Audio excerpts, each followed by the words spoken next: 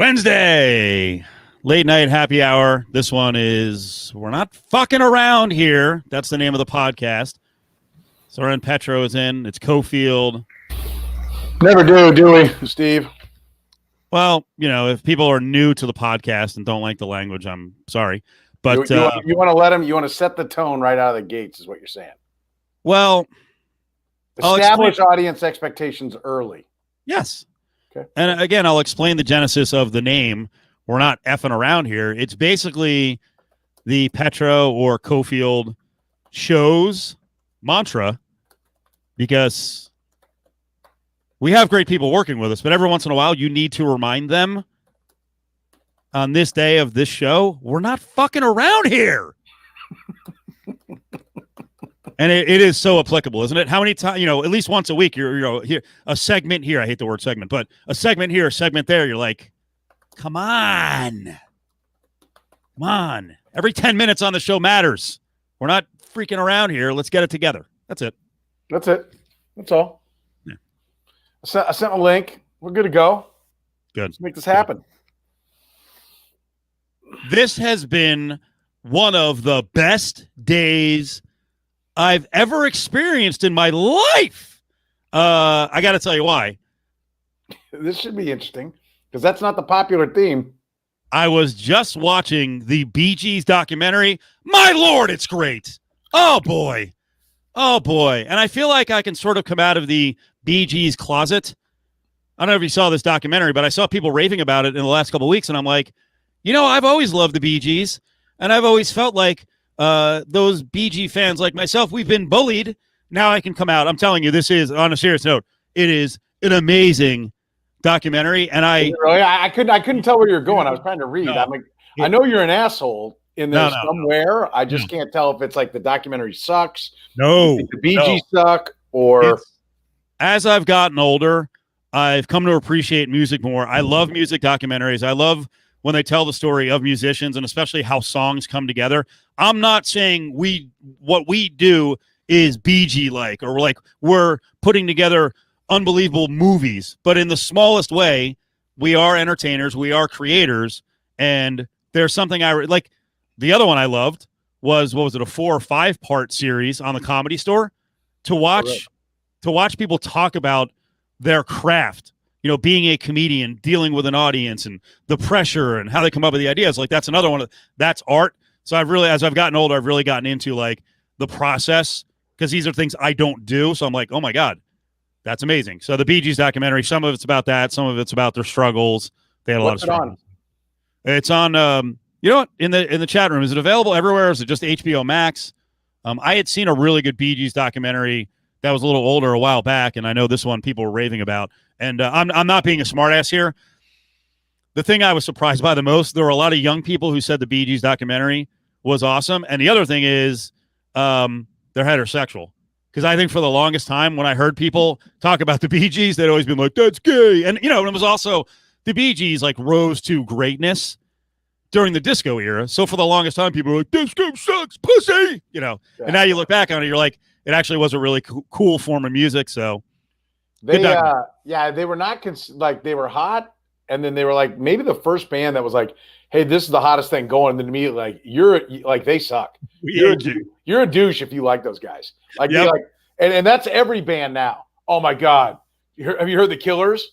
Oh man. They got the song. And like 10 minutes later, like the Killers are shit. Fucking assholes. These guys suck, man. Can't believe you're listening to those guys. They're so commercial.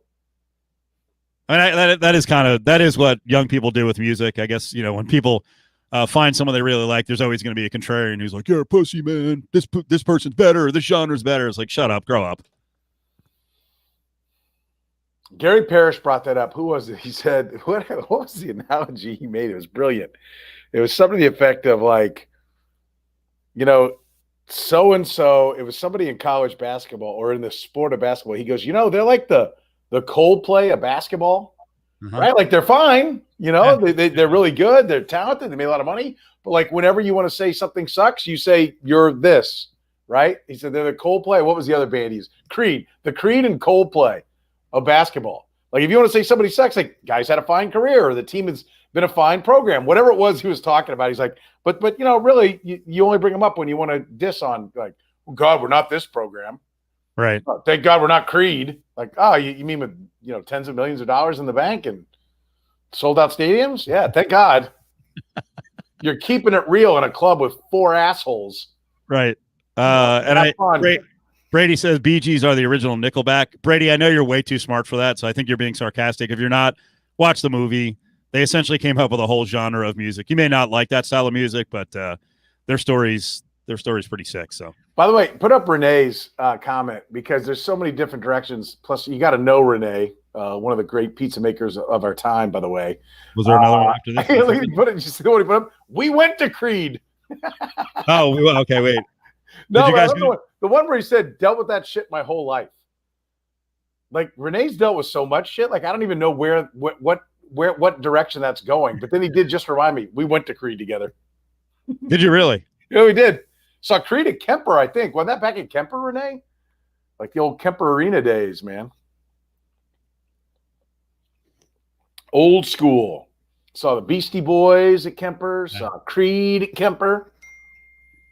By the way, the statement is never true. Music always seems to be better 20 years ago. The music today sucks. 20 years, it'll suddenly turn to gold. Now, maybe that actually is an accurate statement that is underappreciated at the time oftentimes. And then we go back and we're like, that was actually pretty good. Sorry. Yeah, I'll give him that. And I will say Renee is a DJ. So okay, I didn't know that. Like spinning the rent, like, used to be great to go with Renee when he was DJing the club, catch his leftovers. Big time. Is that right? Big time. Oh, yeah. You hang out by Renee. You're by the DJ. All the chicks want to come up there and request the music. Was Renee a poon hound back in his DJ days? Oh, yeah. No. Actually, I think he was barreling towards his first divorce, or setting up his first divorce. He's only had one divorce. But he was knee deep in love with his future failure. I think we're close enough, Renee. I could put it that way. Beastie Boys, Tribe Called Quest. Nice. Strong. Did someone actually go to see Milli Vanilli in concert? That must have been awesome. Listen, I will tell you, I don't care who's singing it. The tunes were huge in college. You wanted to take some gal home from 44s on Marshall Street in Syracuse, New York. You better be ready to blame it on the rain. 44s. I enjoyed none of my time hanging out at 44s. It just annoyed me the whole time. Were you up there as a Rutgers student, up there to take your ass kicking in hoops or football? I was. It was probably we've actually had Kadri Ismail on, and he never wants to talk about it, but there was a Syracuse team with Kadri Ismail on it, and I forget who the quarterback was because it wasn't McPherson. It might have been McNabb. Marvin Graves. Oh, it was Marvin Graves. Marvin Graves was a really good quarterback. Yeah, I was probably up there. Dude, it was we were sitting upstairs, student radio, and I think I did play-by-play in the first half. Maybe I did color. I don't know, with the student radio station, and it was like fucking 45-0 at the half, and it was just Kadri Ismail fly pattern, 70 yards, 64. I'm like, Jesus Christ. I think, and then he turned around and he had another big game before that, or maybe after. That was like the first or second week of the year, and then he went down to Florida State and he had a kick return for a touchdown and like a 70-yard touchdown catch. We're like, holy shit, we're going to be number 1 in the country, and we have the Heisman Trophy winner on our team.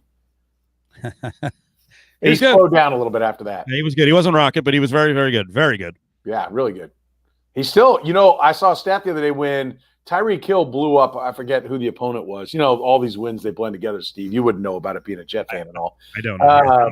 But when Tyreek Hill blew up for 250 and 2 touchdowns in the first half, was it in one quarter or was it in one half?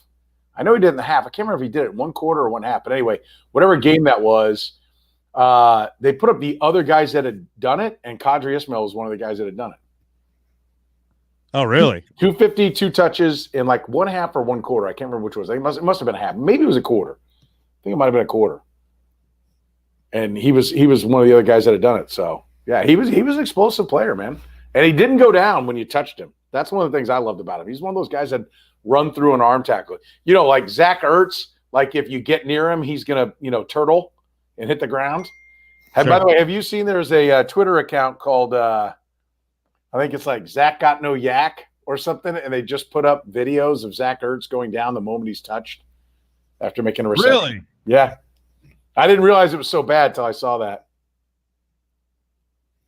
Yeah, I think this game I'm talking about was 1992. I feel like the game is closer. It was 6 games in, and it was 50 to 28. Yeah, girl, you know, 50 to 28 final. I feel like it was bigger than that though. The halftime it was just a freaking annihilation. So yeah, that was when we were good. I think we were a 10-win team that year. Finished like 11 or 12. I think we beat the hell out of LSU in their backyard. Whatever the bowl was like. I think the Blockbuster Bowl was called back then, or Gator Bowl. One of those two. Right. It was good. We were good back then. We're ass now. I wouldn't know. We now have to aspire to be Rutgers. That's how bad my life is. You actually do. That's been one of your bigger problems, is that the Garden State recruiting got shut down the first time around Shiano was there. So you're better at basketball, you're better at football. Who was why am I blanking? Who was the starting quarterback at the beginning of this year? What's his name? Because he's from like Bergen Catholic in North Jersey. I'm blanking on his name. Tommy DeVito. Yeah, Italian name. Hold on. Yeah, Tommy DeVito. DeVito, yeah. So he can shove it up his ass. Well, trust me, he pretty much is. That's pretty much what he's doing there right now. He played himself out of the job. He's much more Troy Nunes than he is Donovan McNabb. Trust me.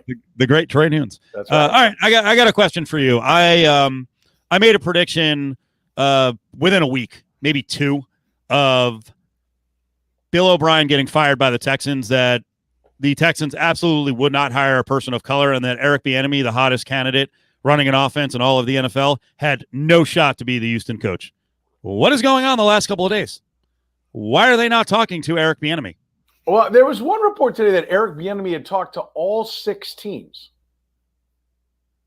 So I'm not sure what to believe there, but you know, I listen.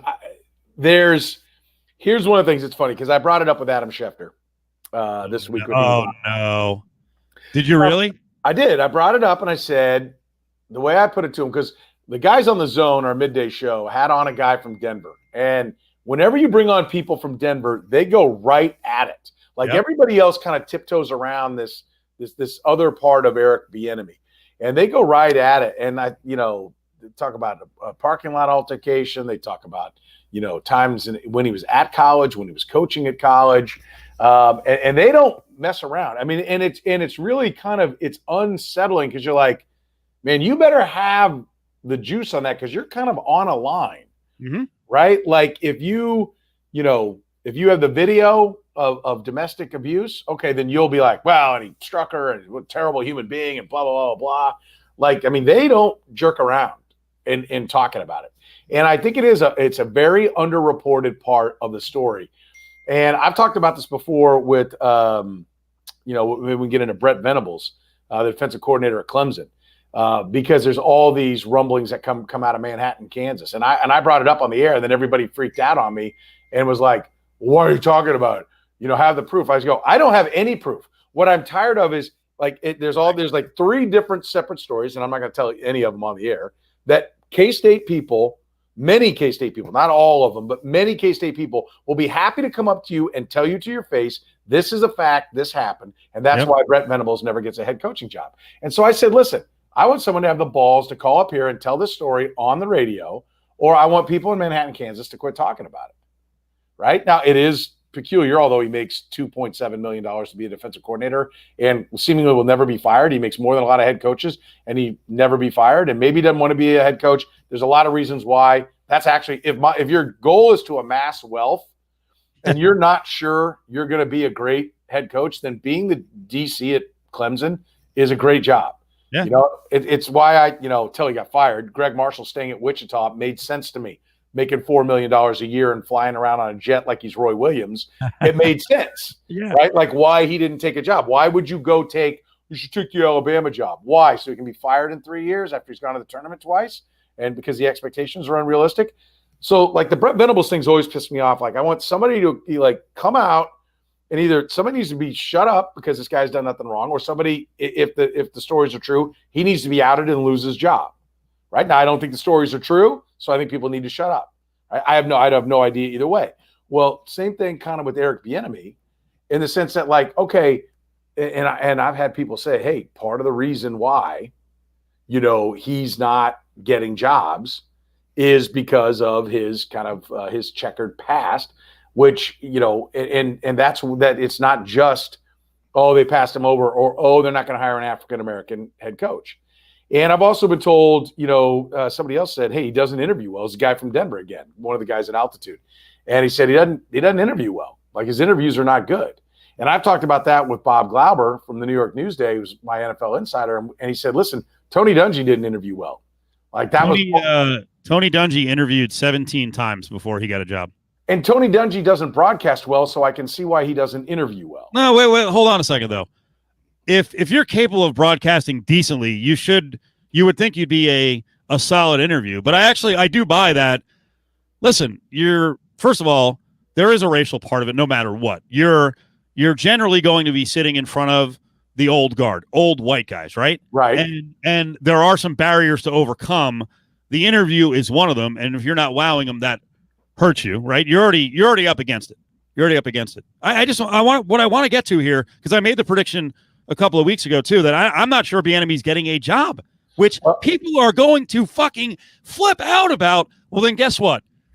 Someone needs to write the story of what the fuck is going on. What is in this checkered past? Because that might explain it, but this kind of dancing around it, it seems to be a viable explanation as to why the guy may not get a job, and especially with the Texans. I think there's other things with the Texans. I'll get into it. But if he doesn't get a job this go around, come on. No, if he doesn't get a job this, and I think what will happen if he doesn't get a job this go round, then there will be some people do a deep dive. Right? Because I think there's a feeling. So I brought it up with Schefter to go all the way back to my original point. I brought it up and I said, hey, I said he's the go-to candidate for everybody in the media because it's his third year of being up for the job. He's the offensive coordinator for the defending Super Bowl champion with the MVP and Super Bowl MVP. And the two guys who held his job before him had the job. It's the easiest dot connection for anyone in the media to make. So, it's not being lazy, journalists, but to bring up Eric Bieniemy's name first in any coaching search is fine because it's the most known commodity out there, right? If you bring up, Microsoft, when people talk about software, it's not lazy. It's the biggest software company in the world. So, that's what it is. Well, Eric Bieniemy's the biggest known commodity in NFL head coaching circles around. But the problem is there is more there. Nobody wants to report it. And, if he doesn't get the job, then somebody's got to explain why, because there's nothing wrong with the resume. Somebody's either got to say, and I think NFL owners, NFL organizations have a responsibility to get the word responsibly to journalists to say, listen, he interviews terribly, or listen, his background is a problem, because otherwise the obvious answer is they didn't hire him because he's black. Yes, those are the things. Put it back up there. Sexual assault accusations, DUI, they're choking a female in a parking lot. Now, and I brought it up to Schefter, and Schefter said, well, correct me if I'm wrong, all that was when he was a player, right? And no, the reports are from folks in Denver. No, it proceeded it continued on. Some things, maybe less so, as a coach. Now, Schefter said, I have talked to people in the league. I don't think that is a concern. They feel that there's been a tremendous maturing since he was a young player. Now, he was of the opinion that nothing had happened while he was a coach, but that he has matured greatly. He has settled down. He has a family. That all these things now make him a viable candidate. Well, listen, like we just put it up there. Like, okay, and you're at the press conference, and it's supposed to be all smiles and happy, and it's going to be like, hey, can you tell us about what happened in this? Hey, were you unnerved when this happened? And I think if you're an owner and you're like, if he blew you away, okay, take the heat. Like Bobby Petrino got another job because Louisville's like, dude, he kicked ass when he was here. We'll take the bullets. They also had a jackass athletic director. But, there are guys that it's worth it. Like Lane Kiffin's going to be a pain in the ass. But if you think Lane Kiffin is going to be the man, then in your Ole Miss, you hire him. Somebody's going to hire Hugh Freeze because the word is he can flat out coach, even though he's got baggage from his days at Ole Miss and the recruiting days. But if you're like, I'm not that impressed with you and you have baggage, then you're not going to put the baggage on the plane. But you do understand when people hear that Hugh Freeze will get a chance at a Power 5 job again, but Eric Bieniemy can't get the best level gig in the NFL. There becomes a problem there. You're like, Hugh Freeze is a scumbag. I mean, he's a charlatan. I mean, to me, one of the worst things ever is to be on a pedestal, have the religious pedestal, and you're pointing down at people, preaching at them all the time. And meanwhile, you're strip club and prostitute guy left and right. Like, what the fuck? Like, yeah. Wait, who are you to be lecturing me? And look at who you turned out to be. I mean, listen, we put up assault, right? That's assault is no joke. Sexual assault accusations, choking a female, going to a strip club. No, that does not trump that. And again, these are the accusations. These are the reports that are out there. They're said to be a long time in the background, but I think they're real. And I think if you listen, if you don't dig into why isn't this guy getting a job, because the NFL knows how bad it'll look. Yep. If he goes 3 years and all these jobs and doesn't get one, particularly with the Black Lives Matter movement that went on in this offseason, then you're going to have some explaining to do. And I know nobody, we don't want to put it out there. Well, we don't know all the details, but we know enough, right? So then what do you say? Do you open yourself up to a slander lawsuit? Yeah. They care about image, so they certainly. I'll tell you what, they certainly cared about image with Colin Kaepernick, because they all seem to be running the other way. They're like, hey, we don't want that headache. So that was an image deal. Well, you don't want a guy kneeling when. Well, I'm not going to go any. You could. I saw people go there a lot today. going a long way. Funny how that turned out, isn't it? Just Yep. So let me. I just want to make my point real quick on the Texans, because you're right. It's a hell of an allegation to throw out there. Hey, this organization will not hire a person of color. They've added the GM from New England in Nick Caserio. My prediction on they will not hire a person of color was based on a couple of things. First of all, Bob McNair, dead now, the father of Cal McNair. Does the apple fall really close to the tree? Maybe. Bob McNair, you remember during the Kaepernick stuff, threw out, hey, we can't have the inmates running the asylum. Can't have the inmates running the prison. Wait, what the fuck does that mean, right? They had a left tackle who was getting involved in the Kaepernick stuff. Get the fuck out of town. We saw Bill O'Brien come across with, or this is a story that Irvin said DeAndre Hopkins relayed to him, that Bill O'Brien was clashing often with DeAndre Hopkins, concerned that his baby mamas were hanging around too much. This year, the Texans blew out a PR person who was regarded as a top 5 PR person, a female, because, as they said, she didn't match the philosophy of the organization. Well, it just so happened that she was tweeting a lot about the election. Black Lives Matter. So, the election and Black Lives Matter, right? And Black Lives Matter. I believe that coming down from Bobby McNair to the Sun, that they believe they're a certain kind of organization. I'm not sure that they're going to be very comfortable with Eric Bieniemy, and maybe even more so. We'll see. I actually don't believe the Texans need to get an offensive guru. They've got a top 5 quarterback in the NFL. They're one of the situations, Soren. They should get a defensive coach. Robert Saleh from the Niners is a real interesting candidate, but he is also a person of color, and he's a Muslim. And I told everyone on the air today, go look up this character, Jack Easterby, who's been around the Texans organization on and off for a while. It was off recently, and now all of a sudden, Jack Easterby seems to be involved. He's a preacher of sorts. He seems to be involved a little more now than he has been the last couple of years. So there's a lot going on in the Texans story, and maybe we'll find out soon or next week who they hire as the head coach. Yeah, I think that is going to be interesting. I will say this, though, like, just not to go away from the off the field issues and hiring, people of color. I think Saleh is absolutely ready. Has got the resume. He's a fine candidate for the job. But honestly, if I were an owner right now, I don't know that I could hire a defensive coach. That is a good point. Point. The game is so offensive right now, and if you don't, like, I know you have Deshaun Watson, but you need somebody that gets him some layups, right? Like, I don't know who keeps getting fired? Well, anyone who doesn't win gets fired. And let's see what Bill Belichick does when he doesn't have Tom Brady. But I think you need an offensive coach in this league. Because the other thing is you get a good coordinator. Yeah, and then they immediately get a head coaching job. Yeah. And then you're looking for somebody else. Then they clash with the quarterback. And then the quarterback sideways with you because you're trying to maintain order. And then you're out. So I think it's tough. I mean, other than Belichick, John Harbaugh, I guess, technically, would be the other guy.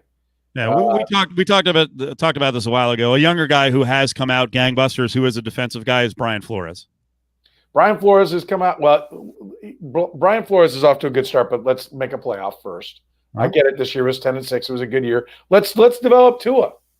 I mean, that organization's all in on Tua. If Tua doesn't develop, then you've got a problem. And that's the thing. You have to invest so much in a quarterback, and so much of your success is based upon grabbing a title in a quarterback's first 5 years. So that means not only do you have to develop a quarterback, you need to get him quick.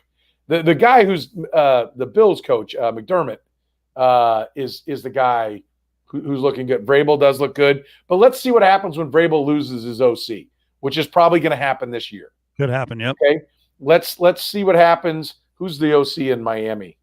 Because I know he's being talked about. Well, not the OC in Miami, because Chan Gailey stepped aside today. That's right. Okay, not Chan Gailey. No, Brian Dable. I'm sorry. I'm thinking of Brian Dable with the Bills. Yep. Let's see what happens in Buffalo if Brian Dable gets a job. By the way, good guy. We always called him Bucket Hat. He always wore a bucket hat at training camp.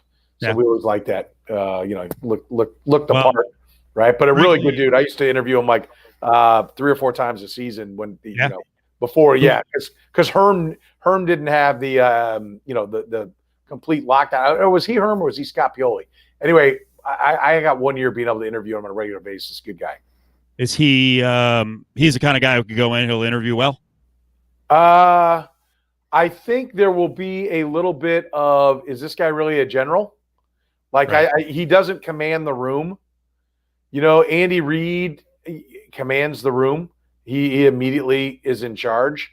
And I don't know what he was like when he was, a quarterback coach with the Green Bay Packers and interviewing with the Eagles, but he commands the room. Jim Harbaugh commands the room. John Harbaugh commands the room. Mike Vrabel owns the room. Talking to Vrabel in Tahoe, like that guy is so comfortable in his own skin, able to joke around, talking about his career, talking about how bad he was his last year in Kansas City, his wife telling him he sucked and he needed to retire. And, that guy's aces. I mean, yes, he's absolutely a head coach. There are guys, but Tony Dungy doesn't command the room. Yeah. He doesn't command it in a different way. Like from a quiet respect standpoint? I don't think so. Herm Edwards commands the room. Oh, Herm is ridiculous. I swear, this is not being cocky because I really am nobody, but there are very few people I interview when I sit there during the interview and I'm like, man, I feel like I'm 15 years old with Herm. And I love talking to Herm, but he is his philosophies, and he blows you away in every interview because there's just a commanding presence that he has. Yeah, totally secure in who he is, confident in what he believes in, not afraid to speak up for what he believes in. Yeah, Herm's great. Just not a tremendous NFL head coach. It doesn't always work out, but he's been good. But Herm's one of those guys. Herm. I don't know that there's any difference. Herm Edwards did beat the piss out of Peyton Manning and the Colts in a playoff game with Chad Pennington.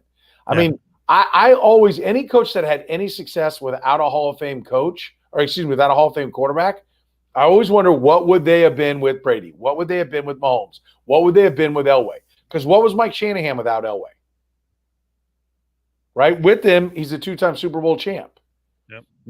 Mike Holmgren, I know, could really coach because he went to 2 Super Bowls and won 1 with Favre, but he also took Matt Hasselbeck to a Super Bowl. Yeah. Andy Reid took Donovan McNabb to a Super Bowl. Won division titles with Alex Smith. Okay, he can coach. But is Dungy a great coach? He had Peyton Manning and he won once. Seem to get out coached a lot of times in those situations. Jim Caldwell got to a Super Bowl with Peyton Manning. got upset. Sean Payton has the guy who's fighting for the all-time record in yards and touchdowns, has the most 5,000-yard seasons, and he's been to one Super Bowl with Drew Brees. So if Herm Edwards had Drew Brees, would he have gone to a Super Bowl? I'll say yes. Guys like playing for Herm. One more point. I'm sure you have some more, but we mentioned Daboll. Daboll, to me, is the perfect guy for the Chargers, but my only fear is Spanos is kind of a jackass. So he could wind up screwing it all up. So ownership, the guys at PFF, they love the Bills organization, like how smart they are and everything. And so, like, that's one of the big things. Andy Reid said he had been, because he went to the owners' meetings and represented the Eagles, as like the president of football ops. So he was in owners' meetings. And he said that, he was always impressed with Clark Hunt and the Hunt family and how they did things. And he said, in the back of your head, you're like, if I ever got to get a job someplace else, that's a place I'd work. He goes, it was one of a couple places that I was interested in going. And I think if you get the choice, the problem is most guys don't get a choice, right? When you're Andy Reid and have been to, won conferences and been to the Super Bowl, then you have the Cardinals. What was it? The Cardinals, Texans, and Chiefs that were all trying to get him at the same time? No, Cardinals, Chargers, and Chiefs, I know. Maybe the Texans were too. Anyway, because I know the Cardinal plane was sitting on the tarmac at the airport in Philly where the Chiefs were interviewing him, and they would not let him leave. And the Cardinal plane eventually pulled away. And that's how everybody in Philly knew he was going to Kansas City, because they were staking out the airport. And when the Cardinal plane left empty, then they're like, okay, he's going to Kansas City. But, like, he had Kansas City as a place that he would coach. But most guys don't get that choice, so you got to take the shot when you get it. There's a couple of good tweets here. This is tweets. Comments. Whoever's the cheapest coach to hire is who the Chargers will get. Yep. That's very likely. This is a hell of a discussion, and I can tell you the young guns are not so young guns because Adam Hill's really fucking old. But JVT would love this, John Von Tobel, that Marino is just Matt Stafford with a Super Bowl appearance. Oh boy. Fair point. Oh boy. Is it? Really? You don't have you seen, like, he had 2 monster years. Yeah. He had his rookie year, then he had the year that was 48 touchdowns and first ever 5,000-yard season. He had one more 44, maybe 2 years later, 44 touchdown season. And then you look at the rest of them, they're pretty pedestrian. Bring it up and take a look. I got to look at the numbers. It's hard for me to be objective because I was on the other side as a Jets fan of that rivalry. And, Marino, it just fell. And the Jets passed on Marino for Ken O'Brien. So it just tortured me for years. Yeah, I don't know, dude. The thing is, the hard part with quarterbacks is you look at the numbers. Like, throughout his career, Marino was actually under 60% for completion. But what if Marino got a chance to have 11 targets to running backs and little dump off passes? He did. He early in his career, he did. Listen. Look at the back half. Like, he led the league in yards his second, third, fourth, sixth year. And then after that, he threw a lot of interceptions. 420 touchdowns, 252 INTs. Yep. Listen, I just hadn't thought of it before. I'm on board with, when we talk about old quarterbacks, like the fact that Troy Aikman last year, or was it the beginning of this year, was talking shit at Pat Mahomes, I flipped out. I completely flipped out. I'm like, dude, you were part of a great team. By the way, one thing before, because I want to pick that up. Yeah. Take out his first 3 years, and Dan Marino's record is 114 and 87. Okay. So what are you saying? Like, he's like a rich man's Eli Manning? I mean, you'd say he's a poor man's Eli Manning because Eli's got 2 championships. But, I think he's much more in the Phillip Rivers, he's better than Stafford. I mean, he won more than Stafford. Stafford's won losses. Right. Listen, if you think like the Lions have held Stafford back, you don't understand the game. Yeah. But it would be amazing to see what we consider the 14th quarterback in any year the last 10 years go back and play in like 1976. That's true. I mean, first of all, if let's just go to the top of the heap. If it were Rodgers or Pat Mahomes, I think with a good coach, with a decent coach, I think they could win 10 straight Super Bowls. I don't know how anyone would stop them. No, I agree. And if they ran a passing offense, just like fuck the run. We're not grinding the clock. We're throwing every goddamn down. Let's go. That's part of Terry Bradshaw's out there throwing shot puts, and he fucking doesn't understand anything on the offense. Bradshaw completing 46% of his passes, but 3 of them were long bombs because he had 2 Hall of Fame receivers to throw to. And then they grind out 220 on the ground with their running backs, and it's like, oh, Bradshaw MVP. Yeah. Tell me about it. Can you imagine? I mean, he's probably done it. Can you imagine Terry Bradshaw actually ripping, say, like the quarterback skills of Phillip Rivers? Like, what are you talking about? Right. You versus Phillip Rivers? Get out of here. But get to your Aikman point, because I think it's a great one, because he did get all up and down. Well, tell me when he's won 3. Yeah, tell me when he's won 3. Did you win 3? Aikman, you won them? Seriously? You're on one of the all-time great teams. You had one of the greatest receivers, one of the greatest tight ends, maybe the best offensive line in the history of football. Tremendous defense. A top 4 running back. The defense was always good. God damn, you played for Jimmy Johnson for part of it. Like, how much more did you need at your disposal? And you're going to crap on? I mean, he's one of the ultimate. Oh well, Super Bowls. That's how you measure a quarterback. Is it really? He is, in my opinion, for whatever it's worth, he is the worst Hall of Famer in Canton. No. Yes. Who's worse? Well, I mean, there's older guys who were listen to this. They were on powerhouse teams. Black ink, right? Like, you led the league. Right. How much black ink in any major statistical category do you think is there? Well, the counter would be, hey, they didn't throw the ball that much. Okay, well, he completed 69.1% of his passes to lead the league one time in 1993. Okay. Right. He led the league in interception percentage, which isn't a major category. And then there's some analytics. Sack percentage, lowest sack percentage. That has a lot to do with the quarterback, but also has to do with the offensive line. But 165 touchdowns and 141 interceptions in a 12-year career. Yeah. I know. I looked at the number. I looked at the numbers when he was kind of cracking on Mahomes, and it's like, bruh. And the counter is, hey, if that certain quarterback got to play in this era, it's you can't touch the quarterback anymore. They're protected. But the ability to pass, all those dump off passes do help your numbers. But if you actually watch some of the old time quarterbacks, some guys who were considered great, and their ability to zip it down the field 15 or 20 yards or even further, and you're like, yeah, that's not real accurate. Like, the good NFL quarterbacks, the really good ones, like the top 5 or 6 guys, they don't miss. Like, their accuracy is unbelievable. Yeah, it's insane. Miller, do this for me, right? I'm going to give you 10 seconds to answer this question, okay? 10 seconds. Just best guess. I'll give you 10 seconds because I don't want you looking it up. What's Troy Aikman's 1-loss record?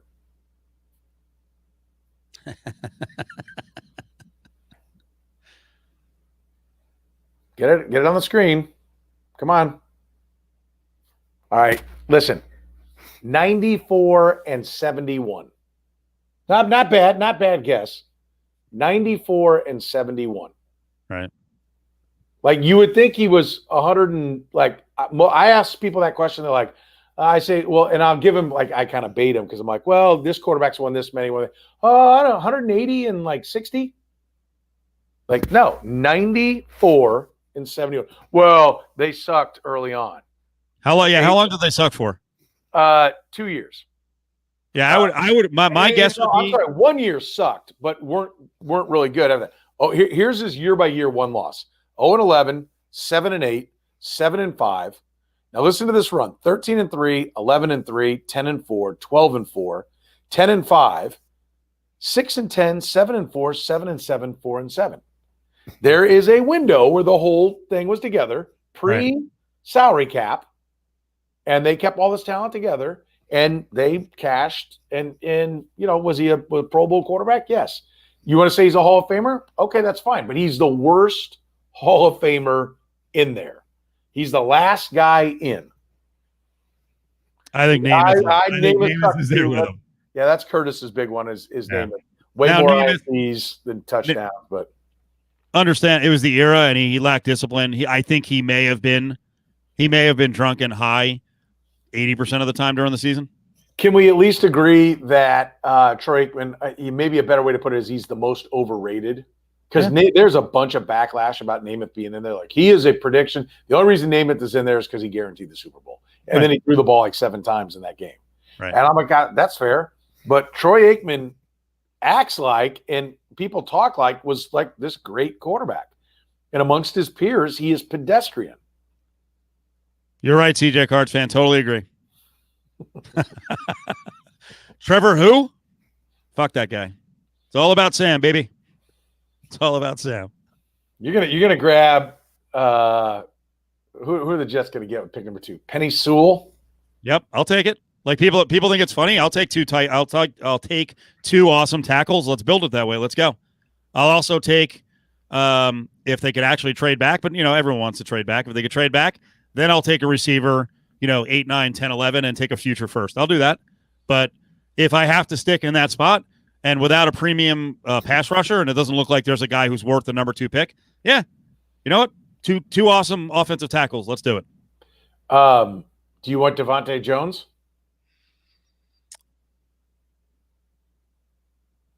Are you talking about the receiver from Alabama? Yeah, Devontae Smith.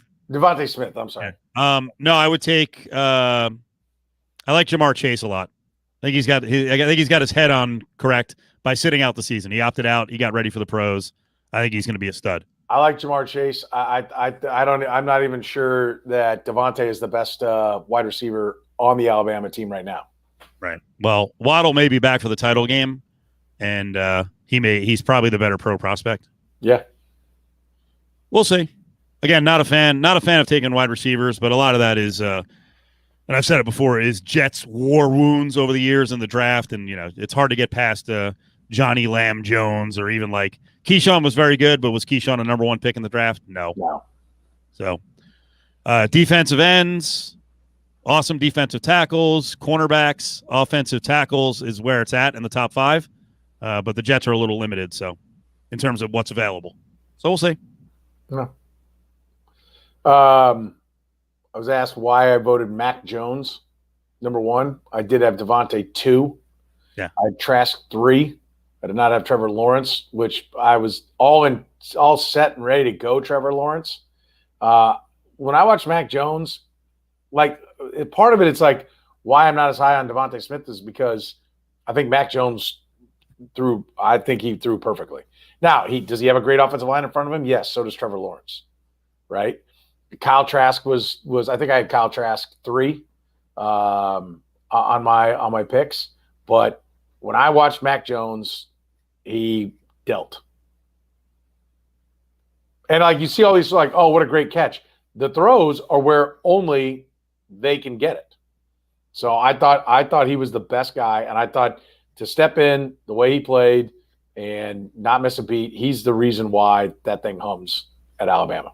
Because you can't the days of Alabama winning championships with guys that never play in the pros are over.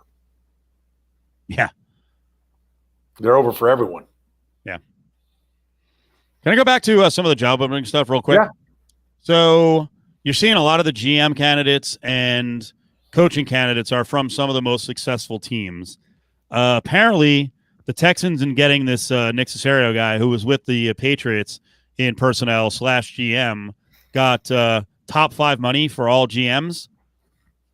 I'll ask why, and also why are so many teams interested in guys in the personnel department with the Patriots? I don't know. You would think is it based on what's going on recently, really, or because the suggestion there is they haven't really nailed the draft very often. They're not a talented roster anymore. Maybe it was all Brady the last couple of years, but the flip side of that was Belichick fucking up the work of these other guys in the organization and getting in their way. I think from having the one thing that I can tell you Scott Pioli did wrong, and I think Scott Pioli is a guy that I know he's going to get interviews this go around with 7 openings, and he should. And I think Scott Pioli's learned a lot about his first time. I don't know if you saw Scott Pioli's address to his college when he gave the commencement address.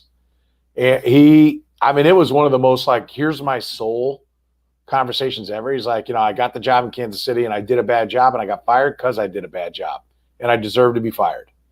I remember meeting with Scott Pioli when he first got there, and I think it took all the way through the draft before I finally got a chance to sit down with him.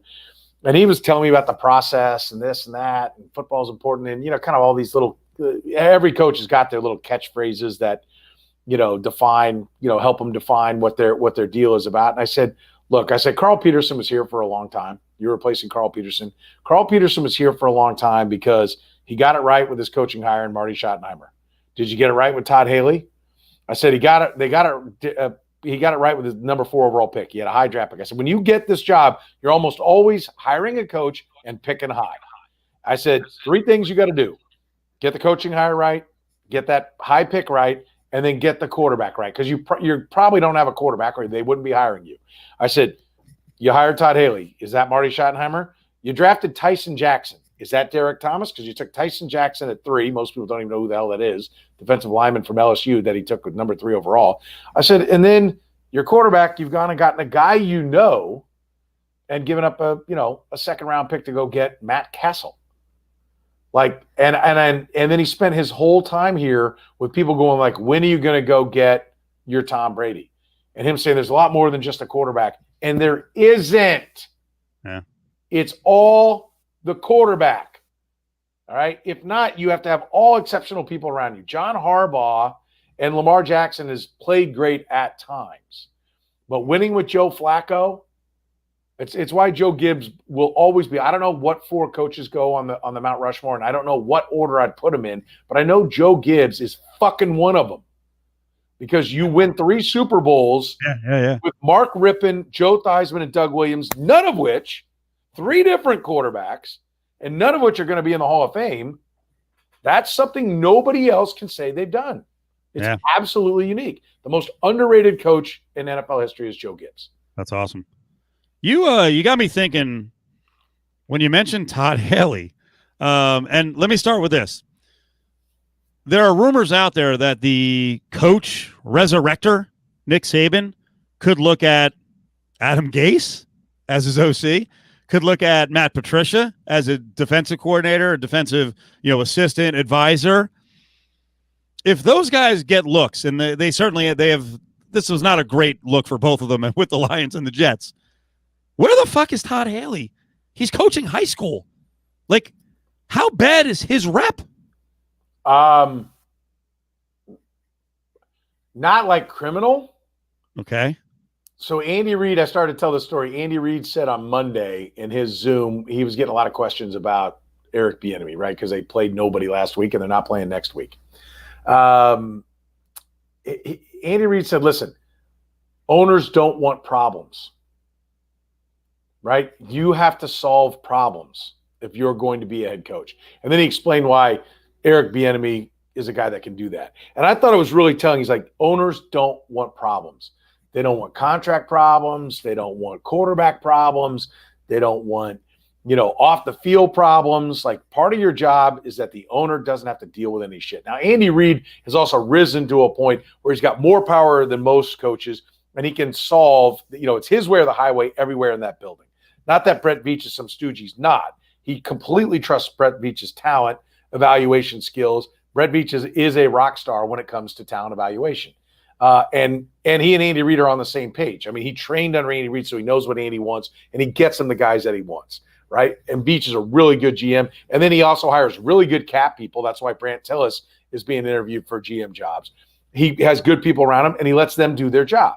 Right. So that's why people are calling, 3 different guys in the Chiefs organization for GM jobs that are under Brett Veach. But Andy Reid understands, you can't have problems. Todd Haley, there are problems. You're moving out of your rental house and you pull all the light fixtures out of the house. I'm like, Google the story about Todd Haley and wife, ransack rental. They thought they had an option to buy. They wouldn't let them buy the house. So they just tore the house apart. And they said, no, we put that fixture in because we were going to live there. So it's our fixture. So they ripped it out of the wall and they just shit all over it. Google Todd Haley gets in fight after Steelers game down by Heinz Field. I like that. There may have been conversations that perhaps his wife was popping off and perhaps his, he was defending her honor and ends up in a fist fight, right? Sure. Yeah. Todd Haley may not have made it back from a concert in Omaha on time for practice at Chiefs training camp. Oh boy. Okay. All right. And one more. Let me just give you an idea. This is public knowledge because it happened out on a golf course, right? American Century Championships, Tahoe. He's playing. We get to go every year. People hear me reference that if they're not from KC. American Century is a Kansas City company, and so they bring us every year, and so we get great access to it. And there's always Kansas City luminaries. Now you got Mahomes and Kelsey this year. Herm, Trent Green plays. There's always all these Kansas City connections because they're Kansas City based, and so, and he was a golf coach actually in college. Didn't even play high school or college ball. He played golf in high school. So he's a real good golfer. He hits a shot. His wife is over on the side. She's holding 2 drinks, right? She's holding here. See if I can get my water. Right? So she's holding 2 drinks on why it was. I'll never forget this because it was so awkward. Why would you hold 2 drinks on the bottom? I don't know. You can't manipulate it, but she's holding 2 cocktails, right? One of them is hers, and the American Century Championship is a fun event. One of them is Todd's. Todd's having a sip, goes out, hits his ball, walks. She walks along outside the ropes and comes over every now and then, gets a sip of his cocktail while he's playing golf. He hits this big shot, and everybody applauds. Oh, yeah. And he looks over at her. He goes, it'd be nice to get some blanket support every once in a while. And she goes, I'm holding 2 blanket drinks.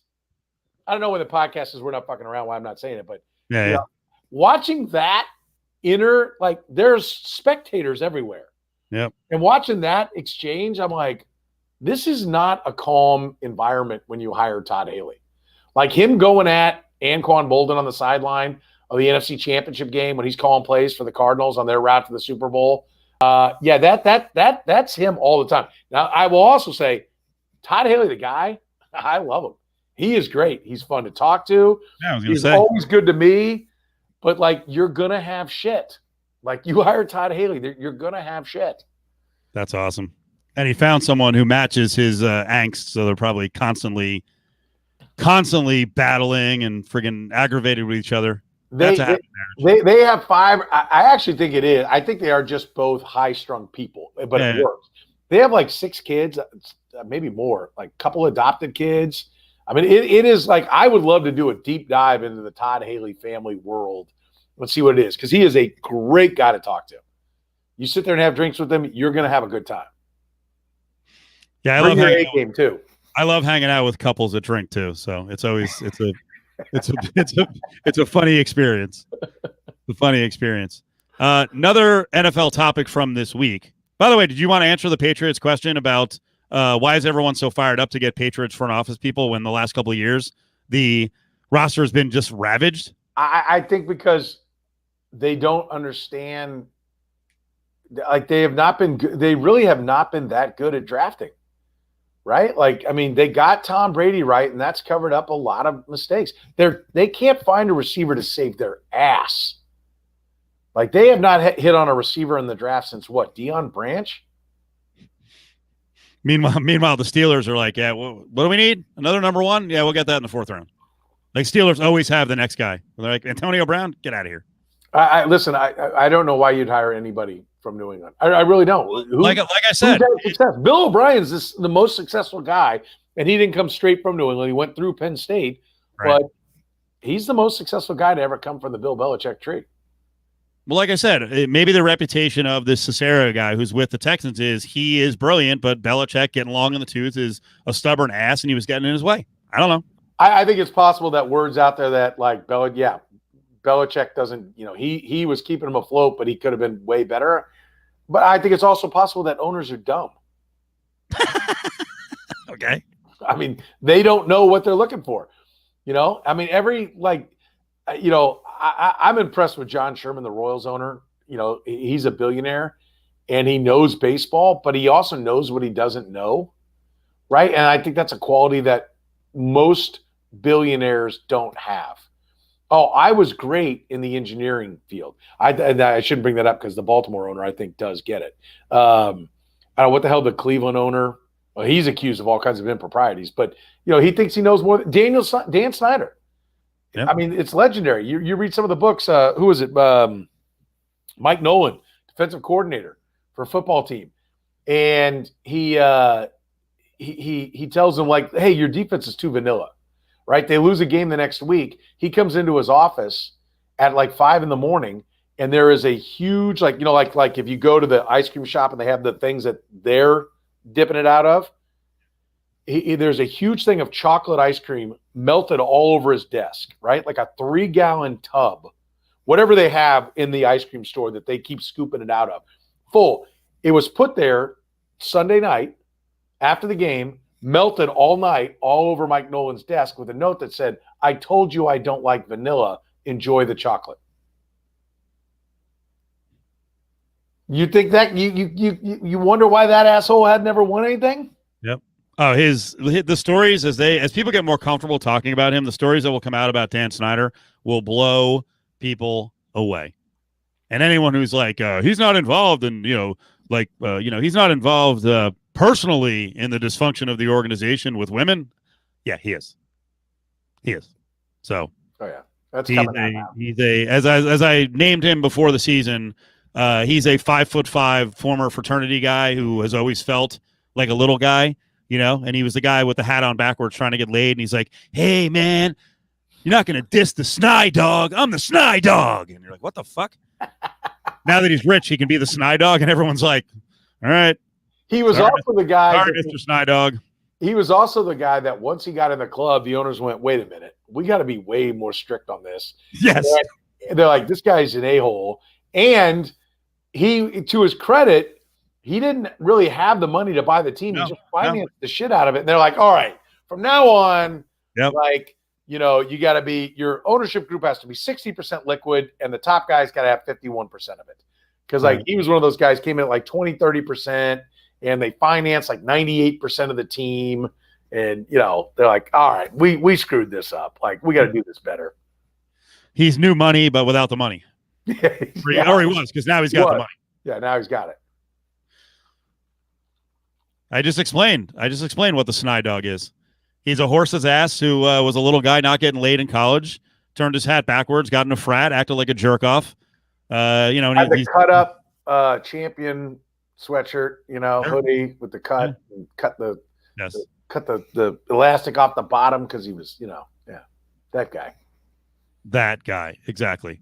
Were you one of those guys? And I felt like it was like 40% of the media. I was really embarrassed for many members of the media, especially some of the old guard, screaming, "Integrity of the game!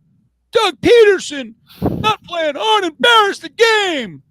This is ridiculous! This is a fireable offense!" I hope you're not, but I don't know where you stand on this. I know on Cofield and Company, where basically our attitude is fuck the old rules. Like we were all on the side of Pederson. I'm telling you, Monday was one of the more angry days for me. I could not stop talking about that story because between the stupid Giants fans, the New York fan base has more pussies, and it's a bigger city, more pussies in the fan base, especially the Giants, than I think any other city. It also blew up because it was a New York-based story, even though it was Philly involved. So that was the other thing. It was New York and Philly involved, two major Eastern markets. But the media people with the clutching their pearls, like, what are you talking about? The game means nothing. If you're talking about competing, the competition for Doug Pederson and Howie Roseman is get better or you're fired. So getting better means fuck the game, move from 9 to 6. Yeah. Oh, 100%. Listen, I'm an analytics guy. To me, like, and I'll do this like in my dynasty leagues, like, I won a championship. Like, listen, I'm not trying to equate fantasy football to real football. Same thing, same pressure. But my point is this, a couple of years ago, I looked at my team and I had Saquon Barkley and Zeke Elliott. 2 years ago, I had Saquon Barkley and Zeke Elliott, right? I traded Saquon Barkley because I'm like, this guy is going to get hurt. I traded him. He got hurt. Okay. And I got all these different picks.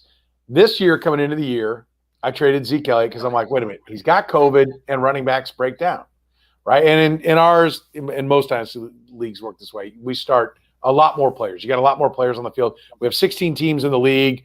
Your roster goes up to like 36 guys. So literally like every skill position player out there is on a roster. And so I made the move for all these picks, and everyone was mocking me and laughing at me. Who won the league this year? Me. And my running backs were Jonathan Taylor and Gibson from football team. Pretty good. And I got them in this year's draft with all the draft picks. I threw numbers at it, and I drafted a ton of guys. I built up my receivers, who you can count on, right? And then I went and got running backs. Well, my point to this is, like, you got to be willing to be laughed at, right? Oh, you're a dickhead. How do you trade Zeke Elliott? Well, I got 2 firsts, 2 seconds, 2 thirds, and 2 fourths. By the way, I won the league, and I have the number 1 overall pick next year because the guy I traded Saquon Barkley to finished last. 2 years ago, I traded him Saquon Barkley. He finished last because he's hurt. And that's what happens to running backs. So, the point isn't like, oh, I can GM a real NFL team. No, that's not it. My point is this. Like, you got to be willing to take some shit.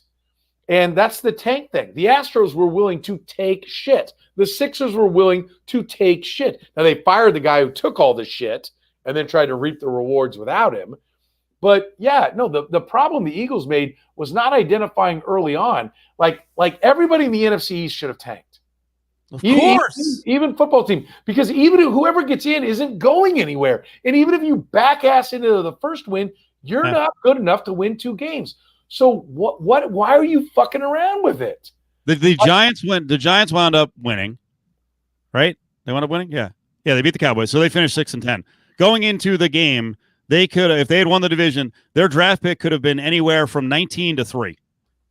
You tell me winning the game was the best decision to go get your teeth kicked in the playoffs. Now, they didn't make it, but it's like the logic. And that, by the way, that is the Giants organization. Like John Mara today said, 5-3, pretty good close.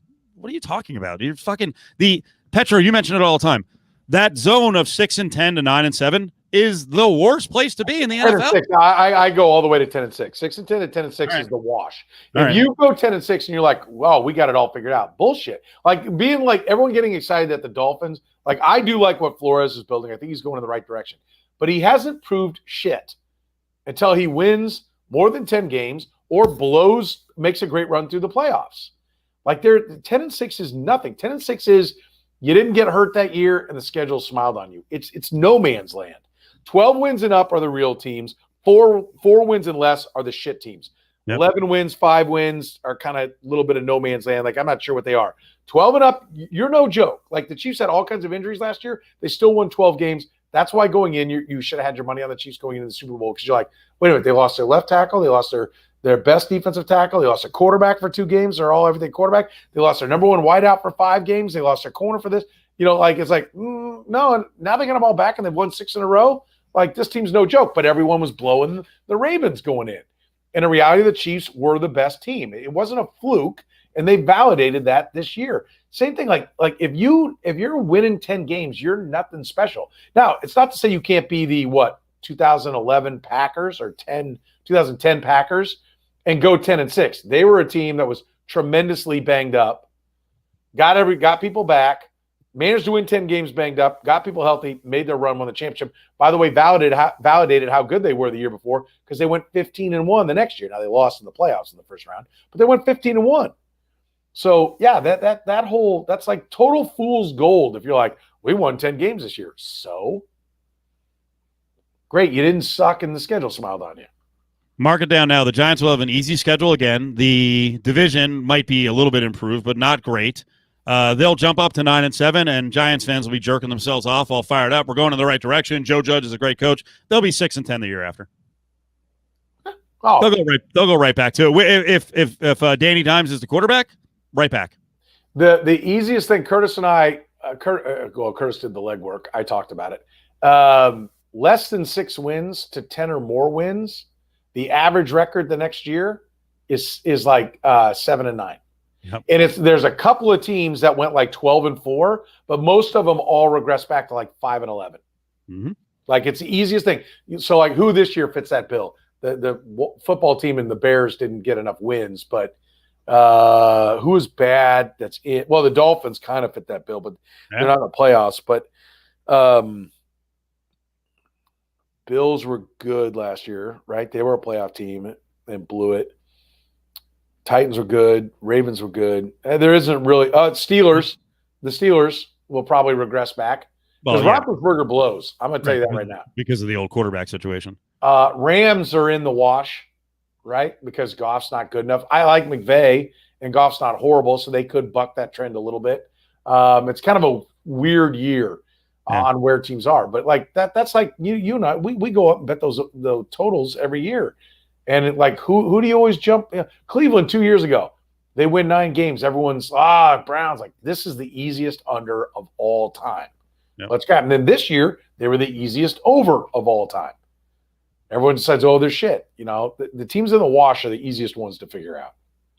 So the reason I bring this up is to talk about some of the old guard media, and I don't want people out there saying, "Oh, the media sucks. They don't know what they're doing." Some guys are they're clueless, and they're also incapable of arguing a point. They can throw stuff out, and then when someone pushes back on them, they're like, right? So I'll read you this quote. I think there's a justifiable outrage. I personally do, and I think there's sadness at the same time. Let me explain myself. I know the sacrifice the players, the coaches, and the team officials around the league made this year, and the families to put on 256 football games in the regular season, right? Again, I know the sacrifices my colleagues at ESPN and blah, blah, blah, blah, blah. This guy called for he used a quote on Dan Patrick's show. The NFL should launch a, quote, forensic investigation into the Eagles and the decision that went into the 20-14 loss, right? That is Sal Paolantonio. Oh God, I knew it. First of all, don't even get started. Yep, no, start because I'm starting. Well, I don't want to be mean to people, but Sal Paolantonio has a reputation of being a world-class ass. Yep. We did mock him. I don't know if you remember this, even at the Super Bowl in San Diego, Broncos Packers, the Favre Elway won. We pulled our shenanigans and got our rental car upgraded. Right. And were you in the car with me when we pulled up, going to the Packers team hotel, I think it was, and he was in some crap box, and we had the big car, and we pulled up next to him, at the light, and I was like, Sal Paolantonio driving this piece of shit. Like, I'm nobody. Look what we're rolling in. Such a jerk. And just but here's the thing. He got really mad because he takes himself way too seriously.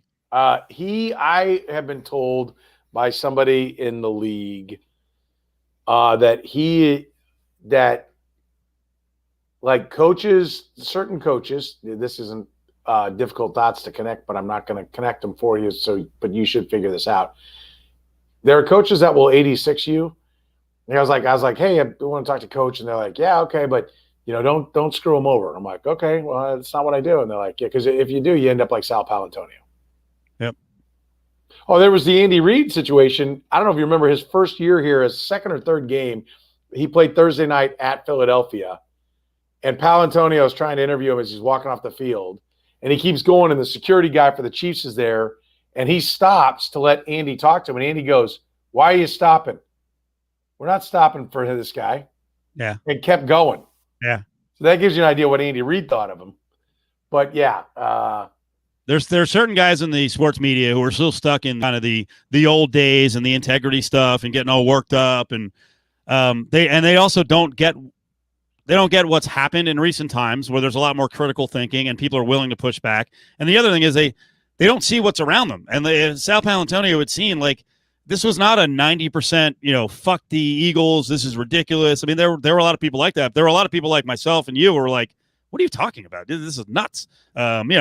Tanking. I mean, the Chiefs didn't play Mahomes. The Bills didn't play Josh Allen. I threw it out on the air. I think Belichick tanked the last 5 games. Now, he won some of them, but why the fuck would you keep playing Cam Newton, right? He's terrible. You don't want to look at Stiddy, so he tanked. The Jets clearly were tanking. I mean, God almighty, they handed the Patriots the game with 2 ridiculous throws down the stretch.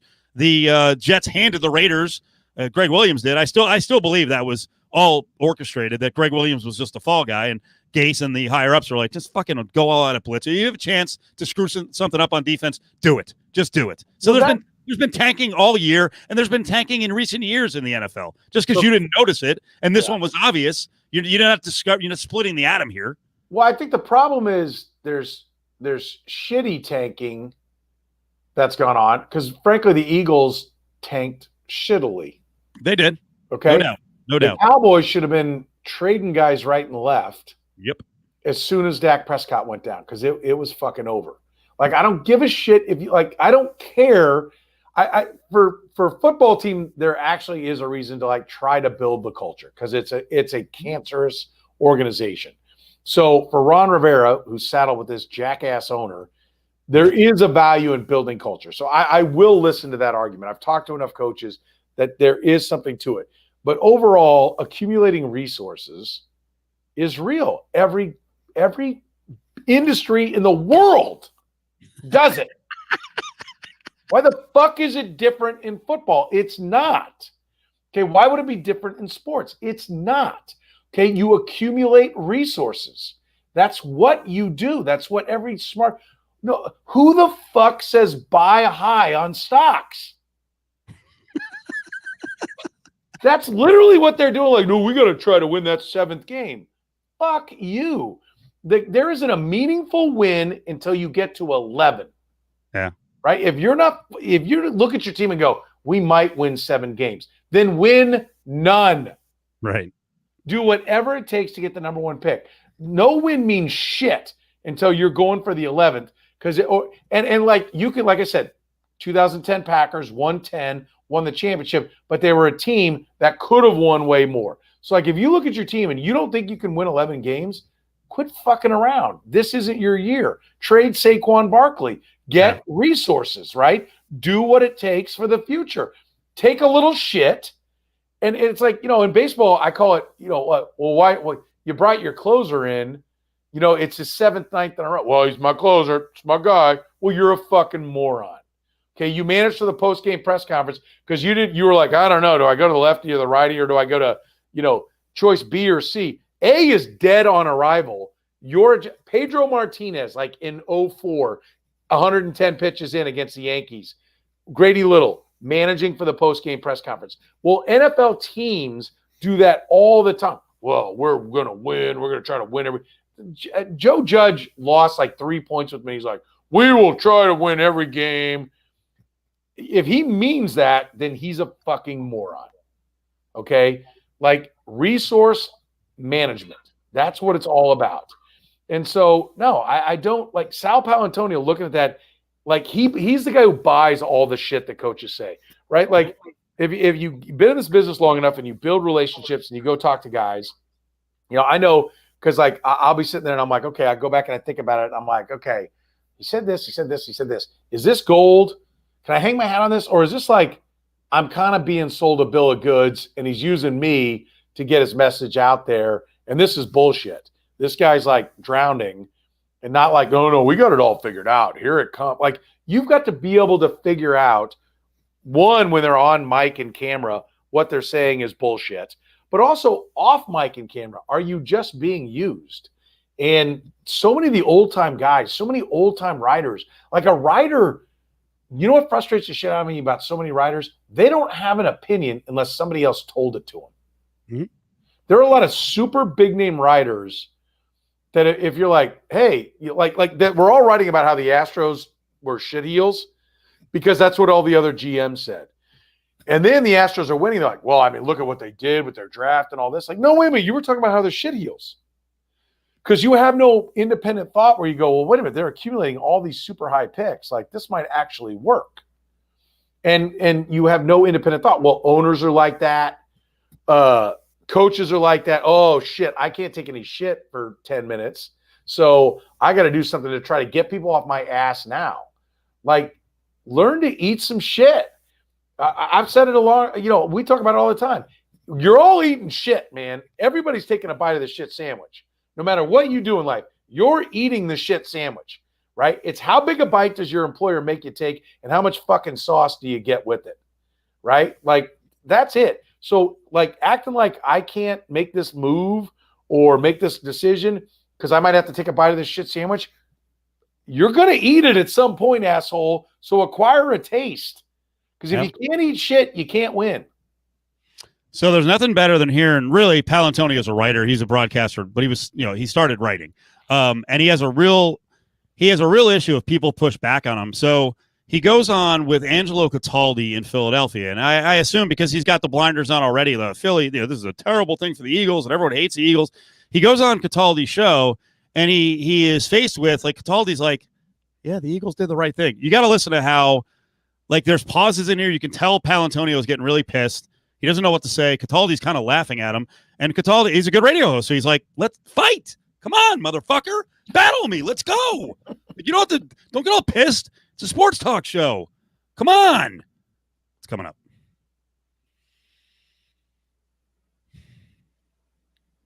There's another story saying they actually knew about it, so I don't know who to believe at this point. But if I'm a player, I probably would not have been happy with it.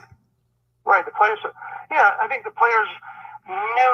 I mean, according to Tim McManus, Nate Sudfeld took first-team reps during the week. Mm-hmm. So the players had to know that Sudfeld was at some point going to come in the game. I think it was the timing, mostly. That's my conclusion. Okay, so you're saying that the league should then look at the timing of things like this and decide who they should play and who should not play? Or well, I'm not saying that at all. I didn't say that. Okay, well, what are you saying then? I just hold on a second, Mike. He said they need to do a forensic-like investigation of what the Eagles did at the end of the game. And Cataldi properly said, this is my take as well. Fuck the NFL. I don't want the NFL deciding who my team plays and what plays we run. You can't open that Pandora's box. Let's let the rest of the call roll out here. And go back to what I said. I said some hard questions should be asked about what happened. Okay. You're suggesting the league should look into it. Yep. Okay. So then what should they do about it? I don't have any idea. I mean, I'm not suggesting that I know. I think it's a good idea for them to look into it. All right, suppose we just say that they wanted to lose the game.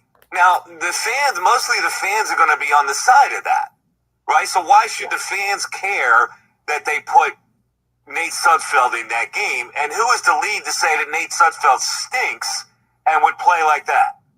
Yeah, good questions.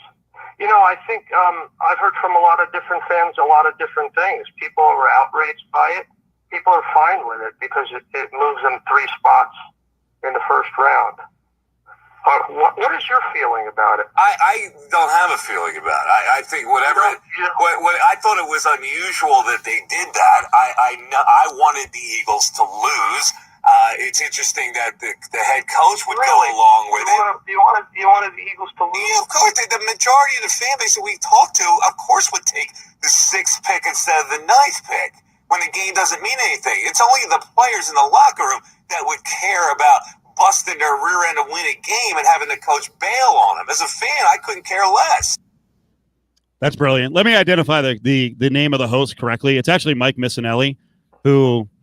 it's interesting with Mike. He's destroying Sal Paolantonio here. Mike actually flipped out because he was getting destroyed about 3 months ago. Stood up during a break and threw headphones across the fucking room. So that I find that funny, right? When he's in a position of power, he's cool. Can I just give you the end of the call? Yeah. Actually, I clipped the vast sound crew at Lotus Broadcasting. Clipped this. I don't clip sound.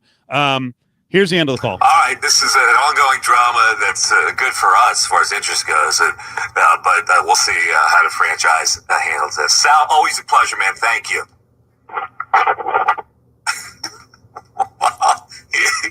He didn't say goodbye, so he must be angry.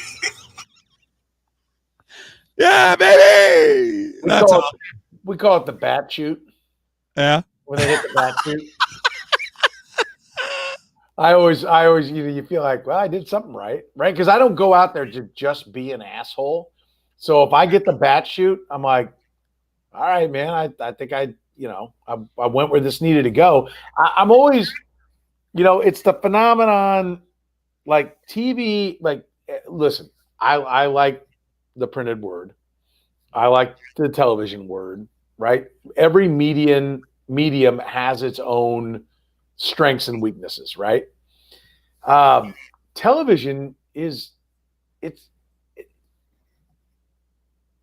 it's a hand job, okay? I mean, there's nothing there, right? Like, so when you find something on television that there is something, for the most part, it's eye candy, like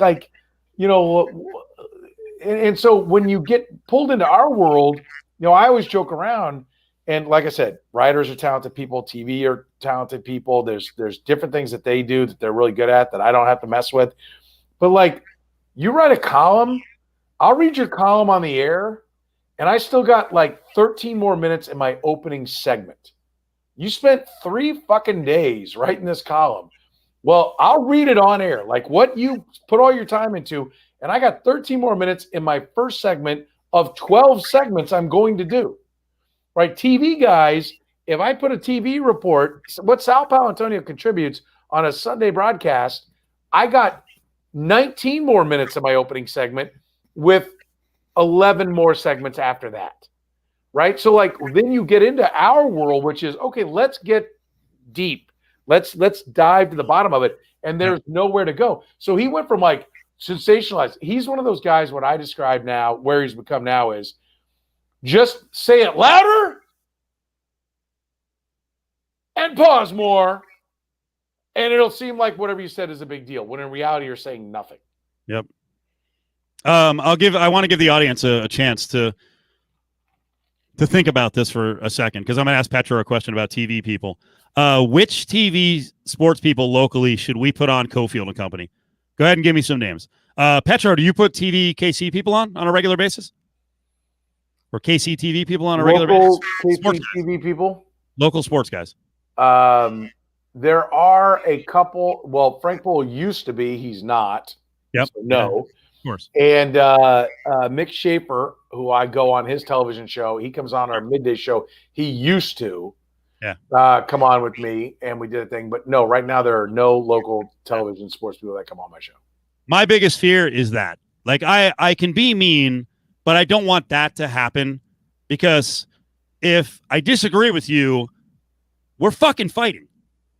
And if you don't like the way I'm going to battle and you're going to get butt hurt, then we got a problem. We shouldn't do it in the first place. And there are a couple of guys I will put on. We should put them on more. But like my worry is many of them, like, they don't get what we do. And you know what they are? There are plenty of local sports folks who do go on the other shows in our group, because I know they can handle those shows, and it's not a dig on those shows. But if Adam and I, or Candy and I, or JVT and I are into something, or maybe we're split, and the person's going to come in, with a different opinion, like, I'm sorry, but I'm conditioned to battling, and it's just going to be that way. I'm not trying to be rude. And I want to be clear, it's not Mick Schaefer who does stuff with us, who's a funny guy. And Mick doesn't come in and try to say I'm the expert, right? Yeah. Mick, when he does things with our guys in the middays, and when he used to do stuff with me, he came in and we do fun things, right? We tailored things. We played a game called The Feud with him. We did a different kind of segment. It wasn't like, let's get to the bottom of which guy's better, and here it all is. But I had a TV guy a long time ago that the company said, hey, we want this guy on. I'm like, okay. And I would try it, and it would get to like a disagreement. And then, like, the one thing I got no time for is when I get so here's a peek under the covers. Are you going to let me answer? Or are you going to let me talk? Well, that pisses me off like it's nobody's business. You want to know nails on the chalkboard? Am I going to let you talk? I'm not going to let you just sling bullshit. No. Right? And like, if you come on, like I couldn't deal with politics with all their bullshit, where it's just one bullshit thing, which gets us to another bullshit thing and another bullshit thing. Like, I'm the guy who goes, no, whoa. You keep like, well, Andy Reid's the worst ever with the clock. And because of that, he has no idea what he's doing game management wise, and he's incompetent. That's why he's terrible. Like, no, when you go, he's the worst ever with the clock, I'm like, whoa, explain. Well, with Donovan McNabb, and I go, well, but in 31 seconds, with one timeout, he went down and tied the AFC Championship game. You know, against the Raiders this year with 1:43 and one timeout, he went down and got 7 and won the game. Like, you know, he has the quarterback. Like, no, we're not gonna go bullshit. Right. And, like, I'm gonna wait around 5 minutes for you to get done defecating on the microphone to where then I finally go, okay, hang on. Like, no, bullshit. Yeah. And so, like, there's nothing like this guy, he'd be like, oh, are you gonna let me talk? Well, I'm not gonna let you just spin bullshit. Yeah. Like, I'm gonna call you out on it because I'm not gonna wait to the end and be like, you know, have to debate your final point, which is built on a mountain of bullshit. Yeah. Like, we're not laying the foundation layer of bullshit. That's not happening. So about 10 minutes ago, someone was saying, hey, what did Sal Pal do that was so bad besides being a douche? I'll just tell you, here in Vegas, this is my attitude. You want to come at Vegas, you come at Vegas. You got a case, I'll listen to it. We're not perfect. We're certainly not perfect recently with some of the driving incidents with our athletes or, you know, the way UNLV has handled COVID, the Raiders have handled COVID. But if you come with bullshit, you're dead to me, and you're dead to a lot of our audience. Brady, Sal hates Vegas. We hate him. So, Brady, I know what you're talking about, but here's the thing. This was an interview with Mike and Sal Pal, and Sal Pal. By the way, how can you hate Vegas? Well, you know what? It's this. I mean, I lived there for 3 years, so I'm not completely unbiased, right? In this opinion, and I got all you guys out there that are my buds that I really like. So I am not unbiased. But what kind of a douchebag goes, yeah, that town sucks? It's a lack of knowledge. It's this idea that it's a city that is 100% about sin, and everyone who lives here must be some cretin, miscreant, scumbag with no self-control, drunk, sexing it up, drug addict, gambling addict. And like, since I've been here pretty much from the day, whatever, within weeks, I was like, that's not the case. Like, you can live a normal life. If you are low character, you are weak, then yeah, you may come here and just get destroyed. But again, I hate to keep beating up on the guy, but Sal Paolantonio is one of these guys who is going to spew stuff like, I think this is what most people think. That's what I've heard. And when people push back on him, you know, then he's like, you know, he gets all flustered. I don't know if I have this audio, but he was on with Mike and Mike. Oh, I have the audio. Fuck you, Sal. Oh, no. What a setup. What a setup. God damn it. I thought I had it. You don't have it? Or none of these files here, you fucking slut. No, I'm going to get it for the end of the show. Oh, I have it. I have it somewhere on the system. Here's what he did. So the Raiders get chosen to be, get chosen to go to Vegas, right? And his immediate response is like, but all the gambling, like, what's going to happen? And started flipping out. And we played that for like weeks. Because it's this surface level analysis, but he just says it louder. Yep. And that's supposed to make it more definitive. And in reality, there's no dive into the fact that, like, everybody, how many years do we talk about how the NFL was such a joke about coming in and trying to shut down watch parties where the TV was too big? Like, come on, Vegas is a market you should be interested in. And of course, then they end up there like 3 years later. It's a joke. Dude, he pissed a lot of people off, and it's insulting. It's insulting when people come at Vegas and they don't know what they're talking about, you know? Totally ridiculous. So I'll try to find the sound. God damn it, that was a good setup. I'm like, I don't have the sound. I do have it somewhere on this computer, but yeah. What do you eat drinks in? Oh, you know what's funny is I looked around. I'm like, I don't even have a drink. Let's see. Brady sent the audio of the whole interview. Good. Brady's our producer. Brady's always a backup. Let's see if this actually works. I had to clip down a little bit, but would you DM it to me? Oh, there it is. There you go. Yeah. And you know what's funny? You rip on Mike Golick all the time. Greeny just sat there and didn't fight. I don't rip on Mike Golick all the time. Well, you ripped on him. I think Greenberg was all the juice, and I think what happened after he left the show validated my opinions. I don't think Golick brought a whole lot to the radio show. Yes, I will stand by my comments. I'm not a coward. You know, it's great. Brady, I just got the tweet. Brady actually just pulled the audio from our own site. Uh-oh. Let's see if this works. This is always an adventure. How did you find this, by the way? As I'm commenting with chatters. Come on, you slut. Come up. God damn it. It's such a good setup for this whole thing. See, now that watching the Bee Gees documentary instead of coming up here 20 minutes earlier. Well, that's what you should have done. Screwed me over. Hey, don't worry. I was cleaning my house. I know you were busy. Swamped. Yeah, you're right. This is what happens. My fucking millions of files. I can't find anything. You got to teach me how to do it because I'm whatever you are, I'm worse. I'm usually spot on. Fuck this. God damn it. All right, I'll find it. I do want to break down the NFL games. All right, let's do real it quick. So, first of all, let's go to the end of the weekend. How much of an effect do you think that Stefanski not coaching has on the Browns, and what effect should it have on the point spread?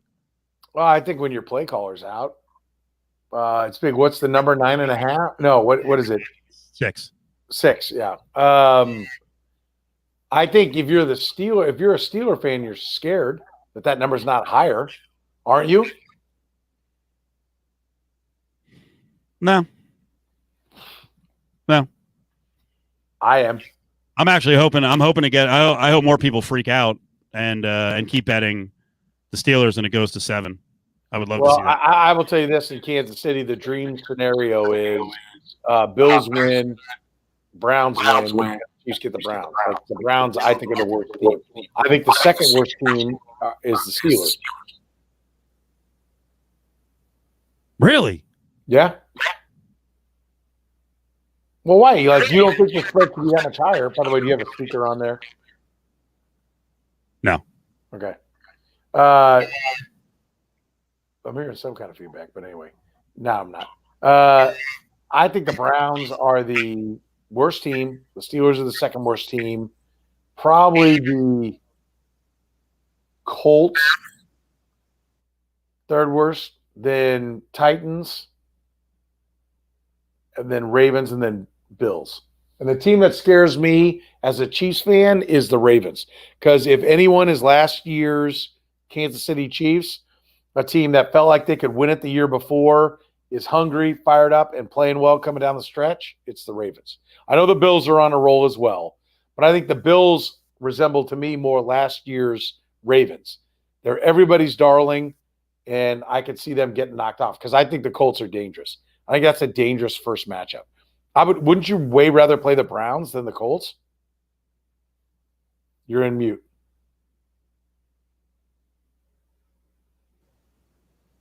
Yes, I don't want any part of the Colts. I don't want to mess with the Colts. I guess as a Chiefs fan, I think the Chiefs can and should beat anybody. But like if you let me pick my road, it'd be Brown. And I know this is impossible. I'm aware they play the first game, but it'd be Browns, then Steelers, then to the Super Bowl. Those are the worst two teams I think that are there. I don't think Ben Roethlisberger has anything in the tank. He was fading pretty badly, and actually, if you look at the PFF rankings, he was outside of the upper half of the league. 23, I think. Yeah, for the entire year. Did he drop to 23? Last I saw, he was 17. He's down there. We went through all the PFF rankings for the quarterbacks. 9 of the top 10 are in the playoffs. Then the other 4 slot in. Somebody came down at maybe Alex Smith was 23. And so maybe he was at 19 or something like that. But yeah, not good. So what are we doing with that first game I mentioned then? Pittsburgh and Cleveland. You taking Cleveland to 6 without their head coach? I hate that it's 6. I think Pittsburgh should be more.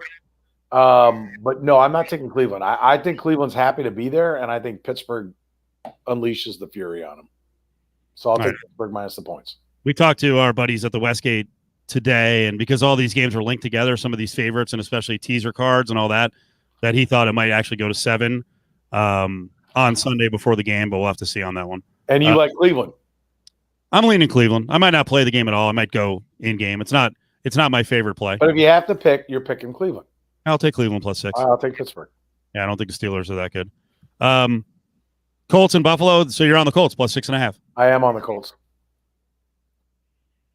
I feel like we have bet against the Bills all year long. Why do we keep doing it? I think we've talked about betting against the Bills, but I don't think we moved early on. We were moving on the Bills, Then the numbers started being high. We were on the Bills against the Colts when they played, and that was a payday. That was one that we were super strong on. No, I like the Bills. I don't think there's a lot of difference between the Bills and Colts. I think Jonathan Taylor's up to speed. You're seeing that he's a difference.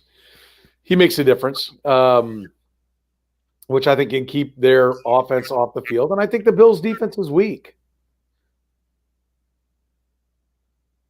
John Wolford, Jared Goff. Does it matter for the Rams? They're getting 3.5 against Seattle. Well, I think they feel like Goff is going to play or it wouldn't be 3.5, right? John Murray from the Westgate was saying today that they're not necessarily, I mean, they're leaning towards, they believe that Goff will play, but they didn't set the number that way. The numbers come down a full point. I think that is a reaction to, the possibility that Goff is going to play. But there are a lot of Jared Goff haters at the beginning of the week who were trying to pitch that Walford and Goff, there's zero difference between them, which I think is completely absurd. I saw Bill Plaschke write a story, the LA Times columnist, saying Walford has to play even if Goff is ready to go. Like, come on, man. I'm in front of the I'm not in front of. I'm on the hey, Goff is not great train. He's overpaid train, but give me a friggin' break. He's not trash. He's not that bad. No, I'm with you, but I still go playoffs, go quarterbacks. I'll go Seahawks. Seahawks defense has been really good coming down the stretch. I think they figured some things out. I think Pete Carroll can coach. I think Russell Wilson can play quarterback. I'll take the Seahawks. Football team plus 8.5 against the Buccaneers. Oh God, no. Bucks. I don't love it, but I don't think you can play football team. Alex Smith is not very good right now. He's not even managing the game. His defense is bailing him out. And I think there's enough firepower with the Bucs that's not going to be good enough to hang around in this game. Aaron Solgood said he likes the unders in both games. Total 42.5. Rams in Seattle, 45. And it seems like recently, outside of I think one of the last 7, the average game for the football team has been around like 38. So they've been playing. Obviously, their defense is good, but Tampa's offense exploded down the stretch. So. Why would anybody think that football team is going to move the ball on Tampa? It's a good point, too. Tampa's defense is pretty good. Oh, well, the Washington offense sucks. It does suck. So, I mean, it's Tampa or don't play.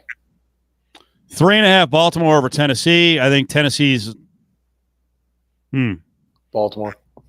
I like Baltimore, too. I think Tennessee is a good tease because of Derrick Henry. Derrick Henry also crushed the Ravens the last time out, but I love what the Ravens and how the Ravens are playing down the stretch. I do too. I think the Ravens are a scary team.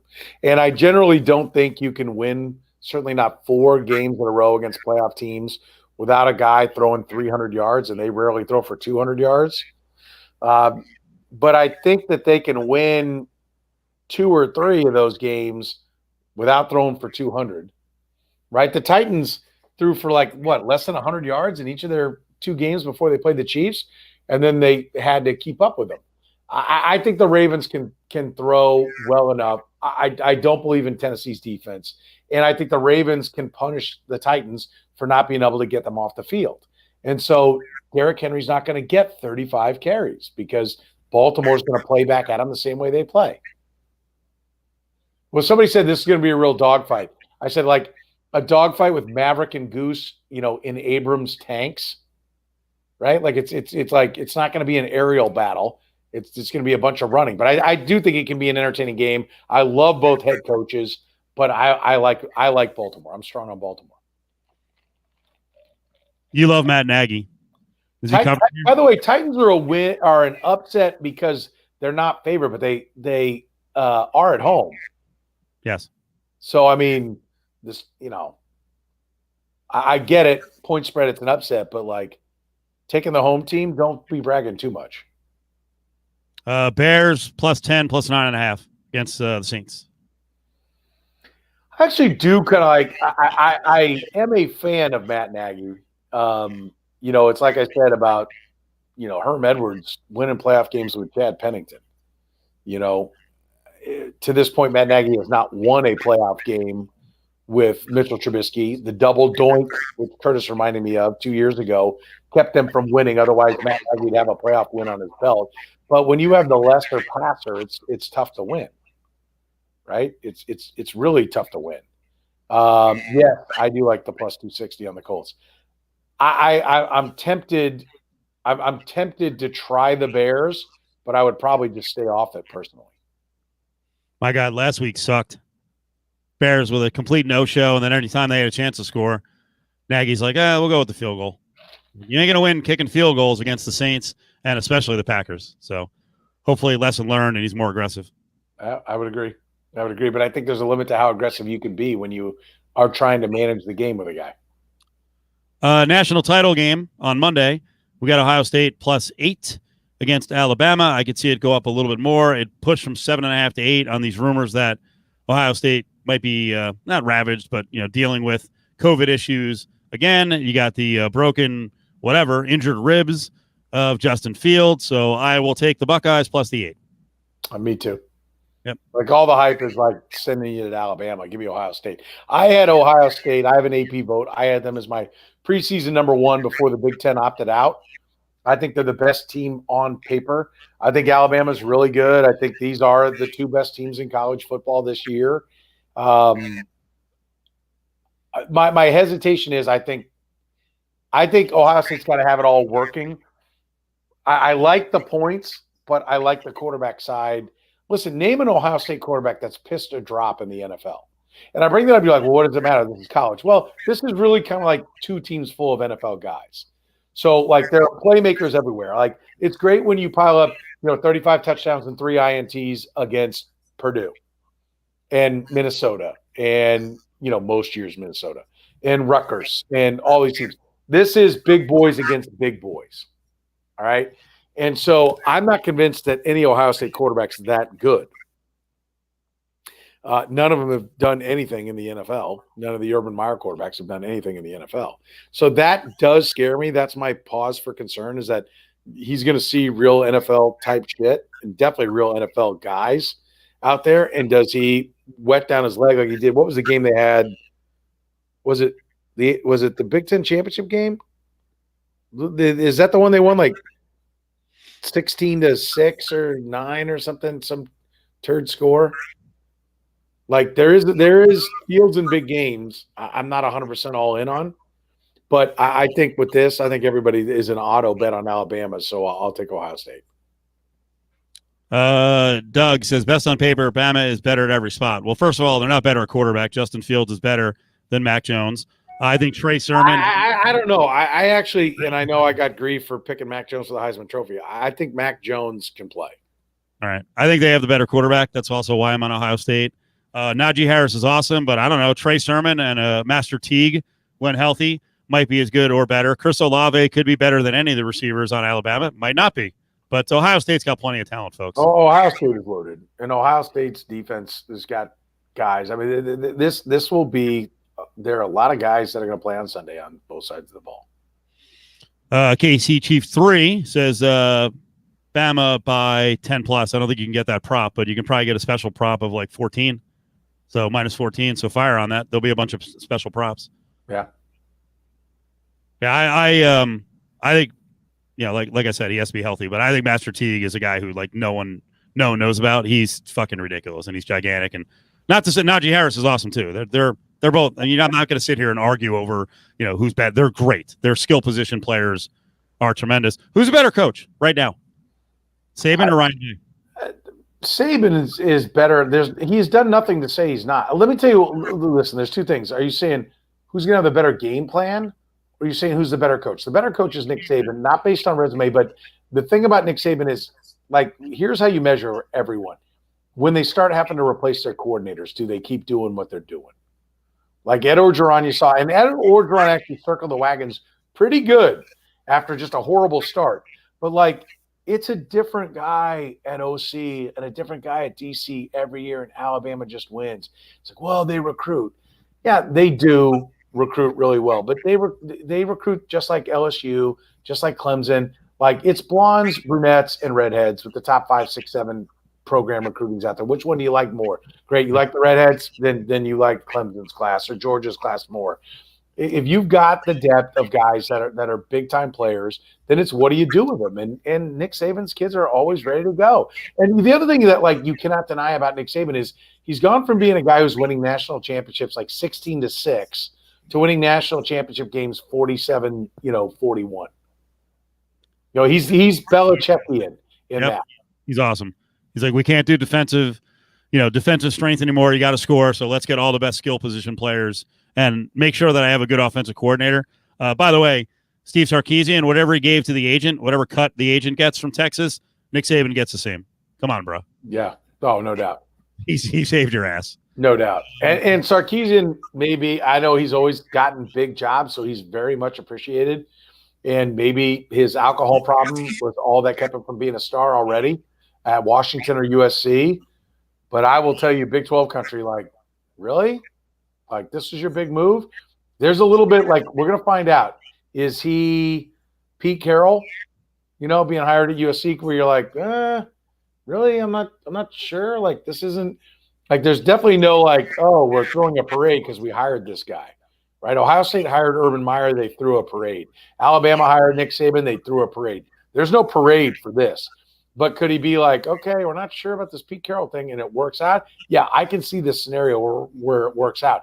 I can also see the scenario where you already had pretty much, gone across the bridge that you're going to fire Herman when you went hard after Urban Meyer, and then you didn't get him, and so you're on the scramble, but it had already become toxic behind closed doors, and he had to go no matter what. And all of a sudden you're hiring Bill Callahan. Because that happened at Nebraska. They decided they're making a change no matter what. They got turned down like 3 or 4 times. Like Al Saunders was interviewed, and has not taken a head coaching job since. But Al Saunders was the offensive coordinator for the Chiefs at the time. That was the Dick Vermeil Chiefs. And he was interviewed for that Nebraska job and turned it down. And then they ended up getting all the way down to Bill Callahan. And then this, when you get turned down by Urban Meyer, which would have been the home run, and then you're like, well, shit, we talked to some folks, so now we got to do it. This will be interesting to watch. Frank Solich was 58-19 up until 2003 at Nebraska. Could he have matched that, for the next 17 years? I do think there was a reason to believe. Now, they had a guy who was this guy I know more than everybody, athletic director. He went on, was it Pederson? Went on to Pitt after that, who he clearly thought he was the smartest guy in every room he walked into. I think Solich would have done what he, and then they brought in Pelini. Yeah, I think he'd have been in that neighborhood. I think he had a program, he had the connections, and I think he'd have been in that. But I think it would have been diminishing returns as time went on. Right. It was Steve Pederson was the AD at the time. Yeah. All right, I found it. I think it's going to work. Sal Paolantonio ripping on Vegas. Really concerned about the gambling thing. It was just this whole Pollyannish thing where he's like, oh, my God, they have gambling there. What's the NFL going to do? The players, what are they going to do? They're going to be walking around casinos. Golick is on this as well. Issue with a team staying in a casino hotel the night before a game. Well, one of the Boy, that sounds familiar, doesn't it? Wasn't that the same exact pause he just gave Missinelli? So holy shit, I have to come up with an opinion. Yep, because he starts to panic and he's like, "Well, are the players going to stay at the casino before the game?" I mean, and Golick's like, "Okay, what's the issue with that?" What's the issue with a team staying in a casino hotel the night before a game?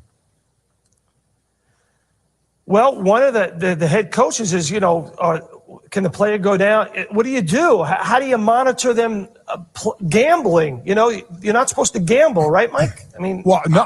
Why? When I was playing, I go to a casino and I would gamble. I mean, you still have 11 o'clock curfew. I think they're worried about him just being able to wander around in a casino the night before a game. I think that was the issue that came up. You don't know the issue, so you're lying. And then here's later in the interview with Sal Paolantonio, 2017. Sal doesn't like Vegas. We don't like you, Sal.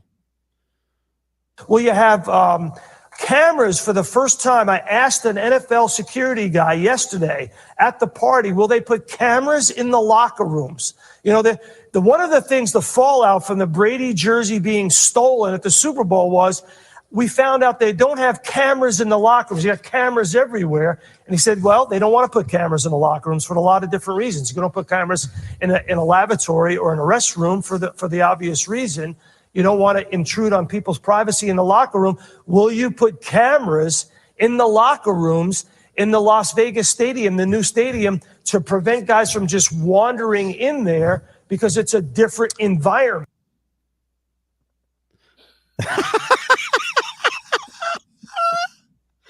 I'm sorry, man. It was so fucking absurd. And by the way, Brady, I appreciate the link, but when I looked it up, we posted that. It was a 22-minute segment just going fucking ballistic. So I don't think you guys want to listen to a 3-year-old 22-minute just blast fest on Sal Paolantonio. But wasn't that the same exact thing that we just heard with the Eagles situation and Mike Missanelli, where you're asking him questions and he's like, well, they say this. Like, they didn't say shit, dude. You're making it up. You, as Petro said, you started getting loud. You make assumptions about, integrity of the game with the Eagles. You make assumptions about Vegas. You don't know what you're talking about. Don't get all mad when people call you on it. And don't just hang up the phone because you got called on it. And now I don't remember him hanging it up. But I mean, Mike Golick was like, I love the line. Mike's like, I gambled. Yeah, like what are you talking about? Like, we're not talking about, everyone's not a 13-year-old cokehead. Oh my God, I can't be controlled. I mean, Jesus. And by the way, is he not aware there are casinos like all over this country? Yep. No, he's not. No. Like you in Kansas City, you go, and during normal times, you go to the casinos, you're likely to see a baseball player or a football player that are in town to play ball. Yep. Probably not football, because mostly football is fly in, walk through, stay, never leave the hotel. But you see the baseball players out there, and life goes on. What a peach.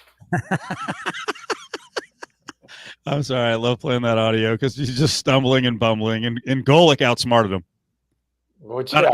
Not a shot at Golick. And that there no one was playing chess in that matchup, by the way.